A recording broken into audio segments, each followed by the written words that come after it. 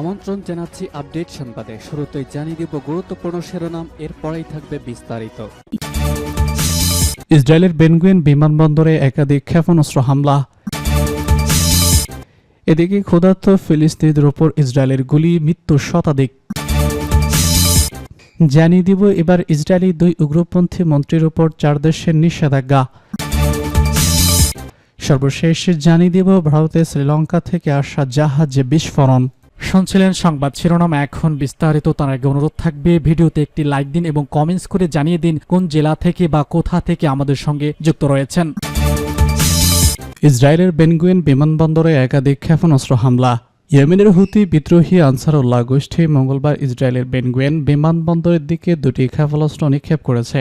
ইয়েমেনের সামরিক মুখপাত্র ইয়াহিয়া সারি এক বিবৃতিতে বিষয়টি নিশ্চিত করেছেন। তিনি জানান, হামলায় ব্যবহৃত হয় একটি প্যালেস্টাইন 2 হাইপারসনিক ক্ষেপণাস্ত্র, একটি জুলফিকার ক্ষেপণাস্ত্র। এর মধ্যে অত্যন্ত একটি ক্ষেপণাস্ত্র সরাসরি বিমানবন্দরে আঘাত আনে বলে দাবি করা হয়। ইসরায়েলি বিমান প্রতিরক্ষা ব্যবস্থা তা প্রতিহত করতে ব্যর্থ হয়। এই হামলার পর বেন গুরিয়ন বিমানবন্দরে সব ধরনের ফ্লাইট চলাচল বন্ধ রেখেছে। হুতি গোষ্ঠী জানিয়েছে অবশিষ্ট বিমান সংস্থাগুলোকে ইসরায়েলের উদ্দেশ্যে যাত্রা স্থগিত রাখতে আহ্বান জানানো হয়েছে। ক্ষেপণাস্ত্র হামলার কয়েক ঘন্টা আগে ইসরায়েলি যুদ্ধবিমান ইয়েমেনের হুদাইদা বন্দর থেকে একটি স্থাপনায় হামলা চালায়। ইসরায়েলের দাবি করে স্থানটি ছিল অস্ত্র পরিবহনের ঘাঁটি। যুদ্ধ চলতে থাকলেও হুতি নিয়মিতভাবে ইসরায়েল অভিমুখে ক্ষেপণাস্ত্র এবং ড্রোন হামলা চালিয়ে আসছে। তারা এই হামলাকে গাজা উপত্যকায় ইসরায়েলি হামলায় ক্ষতিগ্রস্ত ফিলিস্তিনিদের প্রতি সংহতি হিসেবে উল্লেখ করছে। গাজার স্বাস্থ্য মন্ত্রণালয় তথ্যমতে এখনও পর্যন্ত এখানে 54,927 জন নিহত হয়েছে এবং আহত হয়েছেন 1,26,615 জনের বেশি, যাদের বেশিরভাগ নারী ও শিশু। ক্ষুধার্ত ফিলিস্তিনিদের ওপর ইসরায়েলের গুলি, মৃত্যু শতাধিক। গাজার কেন্দ্রীয় অঞ্চলে ত্রাণ দিতে লাইনে দাঁড়িয়ে থাকা মানুষদের উপর ইসরায়েলি ড্রোন থেকে গুলি চালানো হয়েছে। গাজা নিউ মিনিস্টারিন কনফেকশন থেকে গত 27 মে থেকে ত্রাণ বিতরণ শুরু হওয়ার পর এ পর্যন্ত ত্রাণ নিতে আসা লোকজনের উপর ইসরায়েলি বাহিনীর হামলায় 110 জনের মৃত্যু হয়েছে। অবশেষে মঙ্গলবার ভোর 6টা থেকে 7টার মধ্যে ইসরায়েলের হামলায় অত্যন্ত 15 জন নিহত হয়েছে, আহত হয়েছেন অর্ধ শতাধিক। বার্তা সংস্থা এপির বরাত দিয়ে এই তথ্য নিশ্চিত করেছে মিডল ইস্ট আই। গাজার সিভিল ডিফেন্স সংস্থার মুখপাত্র মোহাম্মদ বাসলাস জানান, এ সময় গাজায় একটি ত্রাণ বিতরণ কেন্দ্রে ঢোকার জন্য অপেক্ষা করেছিলেন কয়েক হাজার দুর্ভিক্ষ মানুষ। হঠাৎ ইসরায়েলি ড্রোন থেকে গুলি চালানো হলে ঘটনাস্থলে 12 জন মারা যান। এর আগে গত রাত 2:30 একই স্থানে ইসরায়েলি গুলিতে আরও 3 জন নিহত হন। আল আউদা হাসপাতাল জানিয়েছে তারা 3 জনের মরদেহ ও 100 জন আহত ব্যক্তিকে চিকিৎসা দিয়েছে। ইসরায়েলি সেনাবাহিনীর ঘটনার কথা স্বীকার করলে বলেছে, তারা শুধু সতর্কমূলক গুলি ছুড়েছিল এবং তা ছিল ত্রাণ কেন্দ্র থেকে অনেক দূরে। এ ঘটনার নিন্দা জানিয়েছে আন্তর্জাতিক মানবাধিকার সংস্থাগুলো। তারা বলছে, গাজায় সাধারণ মানুষের উপর এমন হামলা মানবিক বিপর্যয় তৈরি করছে। এবার ইসরায়েলি 2 উগ্রপন্থী মন্ত্রীর উপর 4 দেশের নিষেধাজ্ঞা। ব্রিটেনও তার মিত্রদেশগুলো ইসরায়েলের 2 কট্টরপন্থী মন্ত্রী ইতামার বেন গেভির এবং বেজলাস কট্টরের উপর নিষেধাজ্ঞা আরোপ করেছে। মঙ্গলবার যুক্তরাজ্যের পররাষ্ট্র মন্ত্রণালয়ের বরাত দিয়ে জানা গেছে, এই 2 মন্ত্রী ফিলিস্তিনি সম্প্রচারের বিরুদ্ধে বারবার সহিংস উস্কানির জন্য দায়ী। খবর রয়টার্স।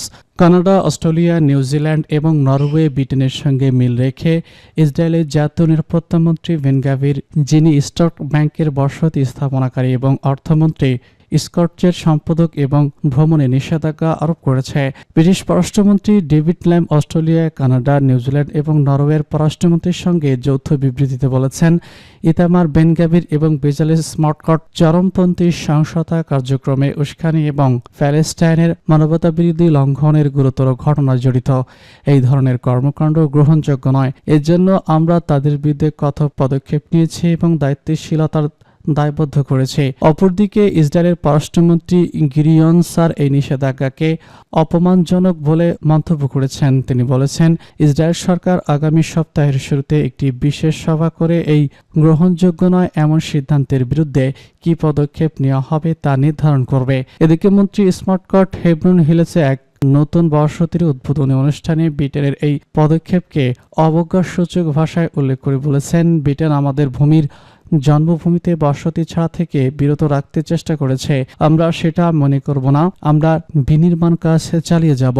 ব্রিটেন সহ ইউরোপের অন্যান্য দেশগুলো ইসরায়েলি প্রধানমন্ত্রী বেনিয়ামিন নেতানিয়াহু সরকারের ওপর গাজার মানবিক সাহায্যের অবরোধ তুলে নেওয়ার জন্য চাপ বাড়াচ্ছে। আন্তর্জাতিক বিশ্লেষকরা গাজার জন্য এই অবরোধের কারণে সম্ভাব্য খাদ্য সংকটের সতর্ক বার্তা দিয়েছেন।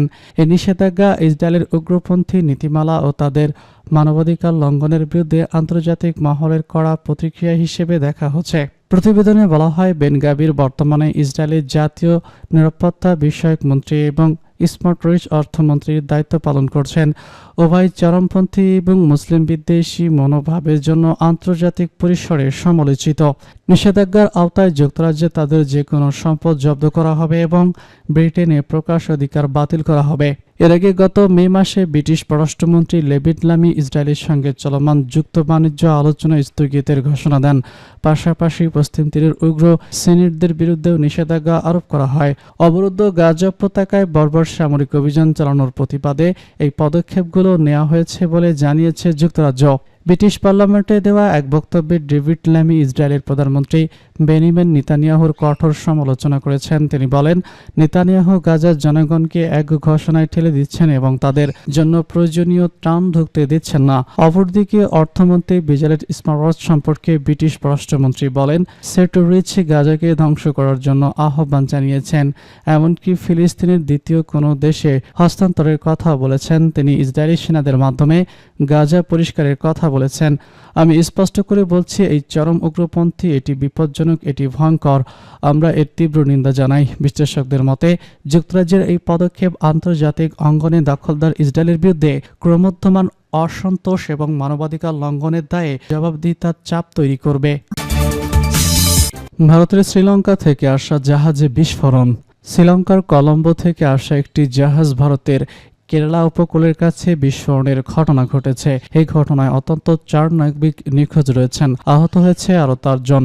অগ্নিকাণ্ডের সময় অত্যন্ত 20টি কন্টেইনার সাগরে পড়ে যায়, যেগুলোর মধ্যে কি আছে তা এখনও নিশ্চিত হওয়া যায়নি। MV1 হাই 503 জাহাজটি সিঙ্গাপুরের পতাকাবাহী। ভারতের মুম্বাইয়ে জাহাজটির যাওয়ার কথা ছিল। ভারতের প্রতিরক্ষা মন্ত্রণালয়ের কর্মকর্তারা জানিয়েছেন, গত সোমবার স্থানীয় সময় সকাল 10:30টার দিকে জাহাজটিতে একাধিক বিস্ফোরণ ঘটে। কেরালার বেপর সমুদ্র থেকে প্রায় 330 কিলোমিটার পশ্চিম আরব সাগর থাকার সবসময় জাহাজটি ডেকের নিচে এবং বিস্ফোরিত হয়।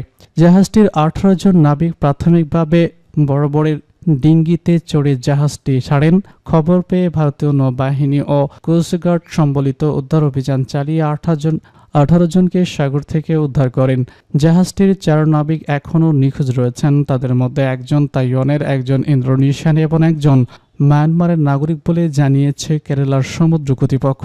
650টি কন্টেইনার নিয়ে জাহাজটি 7 জন কলম্বো ছাড়ে এবং 10 জন বোম্বাই পৌঁছানোর কথা ছিল।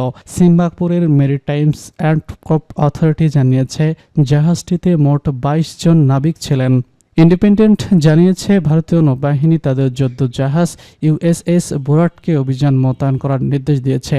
এছাড়া নৌবাহিনীর হেলিকপ্টার নিখোঁজের খোঁজে সাগর তল্লাশি চালাচ্ছে।